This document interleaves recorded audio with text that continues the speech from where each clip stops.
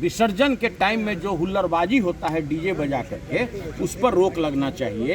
जो रामनवमी के आड़ में जो तरह तरह का लोगों को डराया धमकाया जाता है मोहल्ला में घुस, इसलिए कि अगर शादी विवाह में भी अगर डीजे नहीं बजेगा तो लगेगा कि हम किसी के लाश को लेकर स्मशान घाट जा रहे हैं और पता नहीं कि ब्लूटूथ से कैसे जन्म ले लिए। तो भाई वो सब देखिए झूठ मूठ का बयान कीजिएगा, फिर कुछ बात और बोलेंगे। डीजे नहीं बजना चाहिए। जो छोटा मोटा जो साउंड बॉक्स होता है वो तो बजा ही सकता है, हुल्लड़बाजी नहीं होना चाहिए। डीजे के आड़ में जो हुल्लड़बाजी होता है, बगैर संसर्ग का जो बच्चा पैदा होता है वही मानस पुत्र होता है। शराब की भी वही हालत है।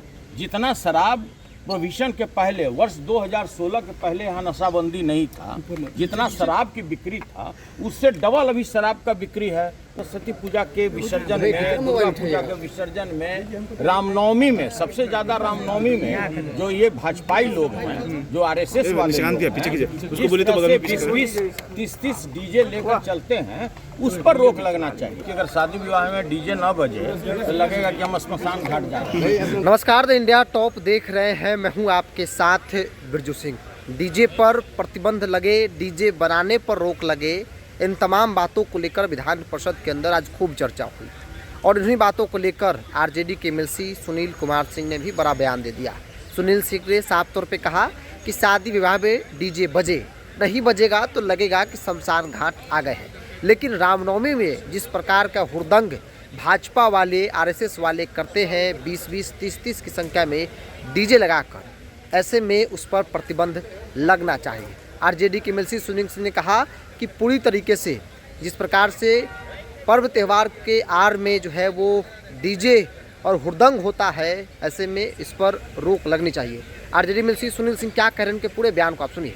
ये अगर शादी विवाह में बजता है तो यह तो क्षम है, इसलिए कि अगर शादी विवाह में डीजे न बजे तो लगेगा कि हम स्मशान घाट जा रहे हैं, इसलिए हम उसको उसमें सहमत। लेकिन जो इस तरह से सरस्वती पूजा के विसर्जन में, दुर्गा पूजा के विसर्जन में, रामनवमी में, सबसे ज्यादा रामनवमी में जो ये भाजपाई लोग हैं, जो आरएसएस वाले लोग 20-20, 30 डीजे लेकर चलते हैं, उस पर रोक लगना चाहिए। शादी विवाह में अगर डीजे बज रहा है तब तक तो क्षम है, इसलिए कि अगर शादी विवाह में भी अगर डीजे नहीं बजेगा तो लगेगा कि हम किसी के लाश को लेकर स्मशान घाट जा रहे हैं। तो देखिए, ऐसा है कि सरकार से बहुत आपाशा भी नहीं रखी। सदन में लोग बोल दिया, यहाँ तो शराब में भी कानून बना हुआ है, दहेज प्रथा में भी कानून बना हुआ है। कोई भी व्यक्ति अपने दिल पर हाथ रख के, कोई भी सदन का भी कोई नेता बता दे कि कोई मध्यम वर्ग फैमिली में या कोई भी व्यक्ति के बच्ची की शादी बगैर दहेज का हुआ क्या। शराब की भी वही हालत है। जितना शराब प्रोहिबिशन के पहले वर्ष 2016 के पहले यहाँ नशाबंदी नहीं था, जितना शराब की बिक्री था उससे डबल अभी शराब का बिक्री है। उतना ही नहीं, कोकीन, चरस और तरह तरह का जो गांजा, ये सब का जो बिक्री है, आज देश में जो पहले बेंगलोर, पूना, पंजाब माना जाता था, आज बिहार उसमें अव्वल है। इसलिए सदन में मंत्री के बात पर बहुत जाने का जरूरत नहीं है। हम केवल यही डिमांड करते हैं कि जो विसर्जन के टाइम में जो हुल्लड़बाजी होता है डीजे बजा करके, उस पर रोक लगना चाहिए। जो रामनवमी के आड़ में जो तरह तरह का लोगों को डराया धमकाया जाता है मोहल्ला में घुस करके, उस पर रोक लगना चाहिए।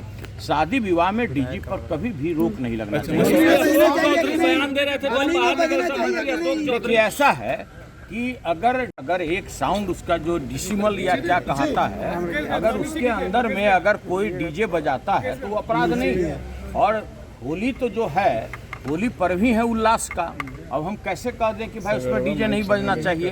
डीजे नहीं बजना चाहिए। जो छोटा मोटा जो साउंड बॉक्स होता है वो तो बजा ही सकता है, हुल्लड़बाजी नहीं होना चाहिए। डीजे के आड़ में जो हुल्लड़बाजी होता है उसके पक्ष में हम नहीं हैं। और बाकी सब जवाब दे रहे थे। ऐसा है कि वो सरकार अपने काम काज का हिसाब नहीं दे रही थी, लग रहा था कि चुनावी भाषण दे रहे हैं। और चूंकि उसी समय में सदन के नेता माननीय मुख्यमंत्री जी आ गए, तो आप लोग भी उनका नेचर जानते ही हैं। माननीय मुख्यमंत्री को खुश करने में तरह तरह की बात कर रहे थे कि ये हैं, वो हैं, ये कौन विश्वकर्मा है, अपने को कौन पुत्र मानते हैं, मानस पुत्र मानते हैं। मानस पुत्र का डिफिनेशन क्या है? मतलब बगैर संसर्ग का जो बच्चा पैदा होता है वही मानस पुत्र होता है। और पता नहीं कि ब्लूटूथ से कैसे वो जन्म ले लिए। तो भाई वो सब देखिए झूठ मूठ का बयान कीजिएगा, फिर वो कुछ बात और बोलेंगे तो आप लोग झूठ मूठ का मुद्दा बढ़वाते हैं। हमारे बड़े भाई हैं, बड़ा उनका सम्मान है मेरे दिल में।